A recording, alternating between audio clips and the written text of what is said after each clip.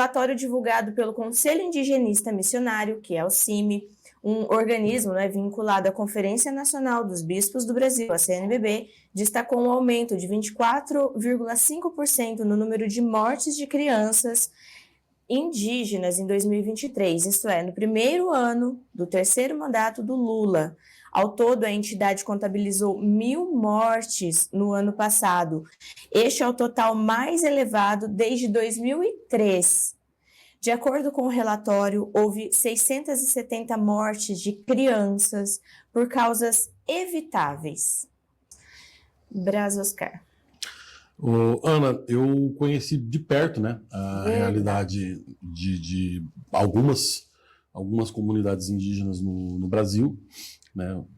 Já falei algumas vezes aqui, eu morei 20 anos em Rondônia, e durante algum tempo, né, nesse período que eu morei lá, eu trabalhei tanto no governo estadual quanto também trabalhei em um órgão do governo federal.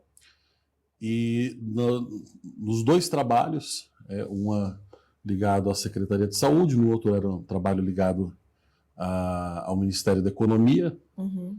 E eu lidei com indígenas nas duas áreas, né, que eu trabalhava. Um na parte da saúde, o outro na parte de cadastramento de benefícios de assistência social, pagamentos, né, e toda essa situação. E o que a gente vê em Rondônia, no norte do Mato Grosso,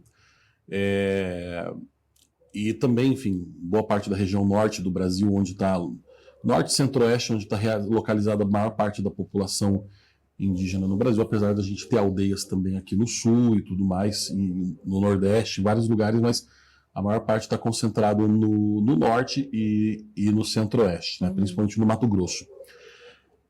A situação que a gente vê é o seguinte, existe uma tendência, né, dessa divisão de terras, de aldeias indígenas, que são baseadas em decisões políticas, elas não são baseadas no bem-estar do indígena, não é baseada no bem-estar do nativo da região. O que acontece é que boa parte desses povos, dessas tribos, elas não vivem mais nos territórios originais onde elas viviam, elas foram deslocadas para outros territórios, e a gente vê situações, eu sempre, né, coloco como exemplo contrastante, duas tribos presentes ali no Cone Sul do estado de Rondônia, né, que é os Cinta Larga e os Naré, né? Porque quando a gente imagina indígenas e tudo mais e tal, para quem não viveu lá, você não tem, assim, às vezes a noção, a dimensão da diferença que existem entre essas tribos em relação à aptidão deles ou ao nível de desenvolvimento social, ao nível de desenvolvimento civilizacional que eles têm, sobre, por exemplo, domínios de técnicas de coisas básicas, sabe? Tipo, cozinhar, plantar. Você tem tribos ali que dominam cerâmica, que dominam uma série de técnicas, e você tem tribos que vivem praticamente na pré-história. Uhum. Né? Tem tribos, por exemplo, que se alimentam a técnica de cozimento deles é fazer uma fogueira no chão e jogar a carne em cima.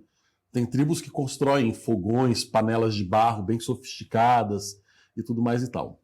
Então você tem realidades muito diferentes e uma política só para lidar com todo mundo. Então você tem uma política para lidar com um sujeito que o desenvolvimento civilizacional dele parou lá no Paleolítico. Ele sabe caçar e colocar um animal na fogueira e se alimentar daquilo e viver como coletor. Ele não planta, ele não domina nenhuma técnica de plantio ainda. E, em compensação, você tem outros povos que dominam técnica de plantio de uma série de espécies nativas, dominam técnicas de curtimento de couro, de cozimento, de preparação de farinha de mandioca, Então, você não consegue lidar da mesma maneira. E aí vem um outro problema, que pouca gente fala, que é o subsolo onde essas tribos estão assentadas. De posses, de preciosidades? Diamante, principalmente diamante, ouro, exploração. Em Rondônia, por exemplo, pouca gente sabe, é um dos maiores produtores de cassiterita e de bauxita. Então, novamente, com muito interesse na Muito área. interesse. Bauxita, por exemplo, é o minério essencial para se extrair o alumínio. Então, boa parte do alumínio que é extraído no Brasil vem da bauxita retirada de Rondônia. E aí você tem o maior garimpo ilegal de diamante do Brasil, talvez um dos maiores do mundo, que também fica em Rondônia e fica exatamente de onde? No subsolo dos povos Cinta Larga. Que são mais restritas, pessoal. Exatamente. E aí você tem ali, por exemplo, o povo Cinta Larga, que é um povo relativamente pequeno em termos populacionais, tá? Que vivem confortavelmente, vivem muito bem, com muito dinheiro, porque eles têm associações, digamos, escusas, muito mal explicadas com caciques da política local, Tá. Os caciques indígenas e os caciques senadores e deputados do Estado, que, enfim, de alguma maneira fazem com que esse garimpo ilegal não cesse nunca. Mas, E aí eles têm uma reserva gigantesca, tá, que abrange toda aquela área onde você tem ali exploração ilegal de diamante. E você pega, por exemplo, os Naré, que é um povo caçador-coletor, que não domina praticamente nenhuma técnica de agricultura, não tem tanto contato assim com a civilização ocidental nem nada, e eles estão jogados, a área, enfim, como digamos assim, não existe interesse político nenhum, não tem nada que eles possam oferecer politicamente para ninguém. E eles são muito mais populosos que os Cinta Largas. Eles foram todos remanejados para uma reserva que, assim, como se diz lá no interior de Rondônia, é um areião. Né? É aquela região de solo pobre, que o solo arenoso, mal tem floresta, não tem caça, não tem pesca para um povo que basicamente só sabe caçar e pescar. Sim. Falta comida, eles sobrevivem. Aí como é que o governo faz para não matar essa gente de fome? Para não falar que foi literalmente... Porque colocar essas pessoas que só sabem caçar e pescar numa área diminuta, que não tem caça e pesca, é um genocídio. E aí o que você faz para não falar que é um genocídio? Vai lá e dá um Bolsa Família para os caras. Então, mas a ação de saúde, você acha que não chega Não lá? não chega. A gente sabe muito bem como é que era isso. A gente mal consegue pagar o Bolsa Família para eles. Entendeu? E aí o que acontece? A saúde deles é debilitada porque eles estão culturalmente habituados a um tipo de alimentação, a caçar, a pescar. E aí não tem caça, não tem pesca, e tem o quê? Uma esmolinha do governo para pegar o Bolsa Família. O que ele vai fazer? Ele vai chegar no mato e vai comprar uma caça com o Bolsa Família, ele vai na cidade, compra um monte de alimentos que não faz parte da cultura deles, aí você começa a ver nessas tribos casos de obesidade, desnutrição, porque não faz parte da dieta deles, eles não sabem exatamente o que comprar, o que comer com aquele dinheiro. É a FUNAI que fica de olho, ou que deveria... A FUNAI fica de olho, mas ao mesmo tempo a FUNAI não pode interferir em quase nada. Aí entra o outro problema da saúde. Quando eu trabalhei na Secretaria de Saúde do Estado de Rondônia, você tem um outro problema, né, que é também até que ponto os agentes de saúde, os médicos, as assistentes sociais podem interferir em alguma coisa. Tem esse entrave. Porque tem esse entrave. Porque você não pode mexer ali na questão cultural. Cultura. Mas quando interessa, que é fazer esquema para traficar diamante, aí pode-se tudo. Entendeu? Mas de resto não pode nada. Então, assim, eu me recordo especificamente de um caso, por exemplo, de uma moça suruí, de uma aldeia próxima à cidade de Cacoal, que ela chegou no hospital grávida, quando foi feito o ultrassom, viu que a criança era deficiente. Ela ficou apavorada, ela não queria voltar para a aldeia. Porque todo mundo sabe, na maior parte das culturas indígenas da Amazônia, o que acontece com criança quando nasce deficiente. Sim. Entendeu? Ela não queria voltar.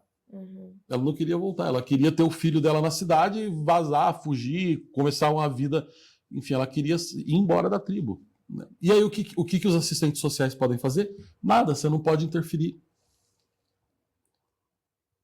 Aí é nesse momento que entram ONGs, por exemplo, como a que a Damares tinha em Brasília, que salvava milhares dessas mães indígenas que iam ter seus filhos exterminados, mortos. Em alguns casos, não é o caso dos suruís, mas em alguns casos, em algumas tribos, até enterrados vivos. Sim.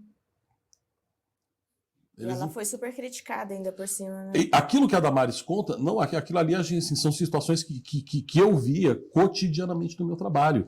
Mães indígenas desesperadas quando descobriam que o filho ia ser deficiente, ela não queria voltar para a tribo porque essa criança ia correr risco de vida, podia, dependendo de qual tribo ela fosse, a criança podia até ser enterrada viva.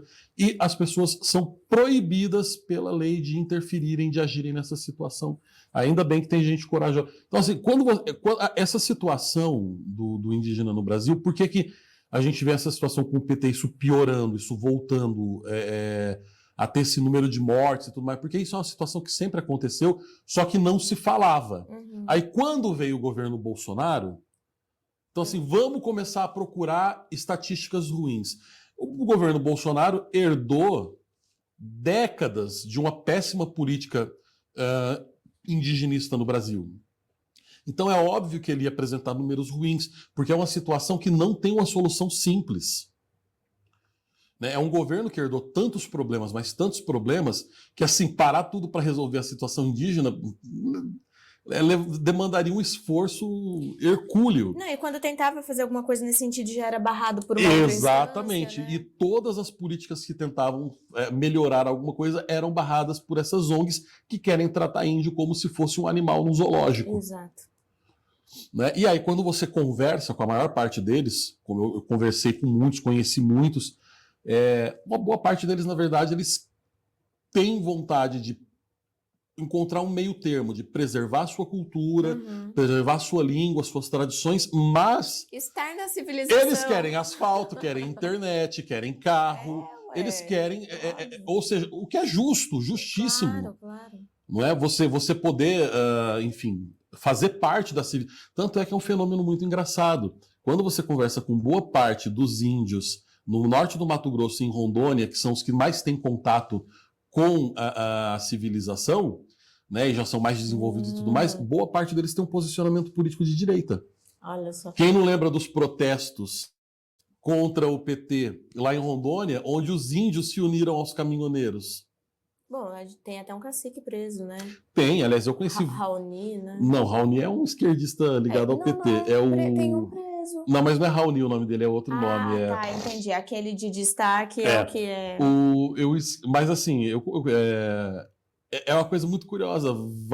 Vários caciques que eu conheci ali na região, eles são patriotas, eles têm orgulho de falar que são brasileiros. Olha só. Mas eles querem ser integrados ao Brasil, tendo a tradição deles respeitada. A gente tem um outro caso de sucesso, né? Por exemplo, tem um caso de um grupo de suruís em Rondônia que teve muito sucesso na agricultura orgânica de café de qualidade na região, se tornaram produtores, né? Entraram para o agronegócio, eles gerenciam o próprio negócio deles, ganham dinheiro, gerenciam a própria grana, aí eles têm asfalto, têm internet, têm tudo de bom lá na aldeia, conseguiram, e ao mesmo tempo eles mantêm a tradição deles, eles mantêm o idioma, eles tiveram contato com um grupo de universitários que alfabetizou eles, então eles sabem, porque as línguas indígenas não têm alfabeto, então eles criaram uma transcrição e uma gramática para preservar a língua e a língua poder ser ensinada em sala de aula para as futuras gerações, para que o idioma... Mas isso, assim, é um caso isolado de sucesso que deu certo por conta de rompimento com políticas de esquerda e políticas de ONG. Eu me lembro, o Bolsonaro, ele fazia umas declarações nesse sentido. Ele falou assim, o índio quer também viver na cidade, quer ter seu negócio, quer... A maior parte deles, você conversa com eles, é isso. Eles querem trabalhar, querem ganhar dinheiro, querem ter comércio. Ali, principalmente em Rondônia e no Mato Grosso, eles querem entrar no agronegócio. Eles querem plantar, querem produzir, querem negociar, querem colocar commodity na bolsa. E tem essas questões das terras também, né? Eles querem poder utilizar as terras deles da maneira que eles querem. Esse é o problema. Eles são escravos dentro das próprias terras. Brás. Entendeu? Aí é claro que com o retorno das políticas petistas, os números iam voltar aos números pavorosos que eram antigamente, só que antigamente ninguém falava nesse assunto. Esse era um assunto que não se tocava, né? Muito bom.